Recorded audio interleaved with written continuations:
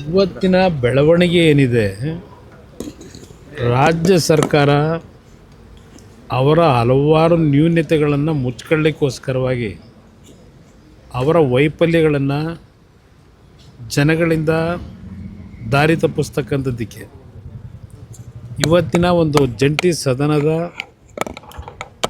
ಅಧಿವೇಶನ ಏನಾಗಬೇಕಾಗಿತ್ತು, ಈ ಸರ್ಕಾರದ ಸಣ್ಣತನದ ನಡವಳಿಕೆಗಳಿಂದ ಇವತ್ತು ಇಂಥ ಒಂದು ಪ್ರಕರಣ ಕರ್ನಾಟಕದಲ್ಲಿ ಮೊದಲನೇ ಬಾರಿಗೆ ಆಗಿದೆ. ಪದೇ ಪದೇ ಬೀದಿನಲ್ಲಿ ಚರ್ಚೆ ಮಾಡ್ತಂಥ ವಿಷಯಗಳನ್ನು ಈ ಸರ್ಕಾರದ ಮಂತ್ರಿಗಳು, ಮುಖ್ಯಮಂತ್ರಿಯಿಂದ ಸಮೇತ ಇವತ್ತು ಅದನ್ನು ರಾಜ್ಯಪಾಲರ ಮುಖಾಂತರ ವಿಧಾನಸಭೆಯಲ್ಲಿ ಇಳಿಸಬೇಕು ಜಂಟಿ ಅಧಿವೇಶನದಲ್ಲಿ ಅಂತೇನು ಹೊರಟರು. ಅದರ ಹಿನ್ನೆಲೆಯಲ್ಲಿ ಈ ಒಂದು ಪ್ರಕರಣ ಇವತ್ತು ರಾಜ್ಯದಲ್ಲಿ ಪ್ರಥಮ ಬಾರಿಗೆ ನಮ್ಮ ಸಂವಿಧಾನದ ಚೌಕಟ್ಟಿನ ವಿಧಾನಸಭೆಯಲ್ಲಿ ನಡೆದಿದೆ.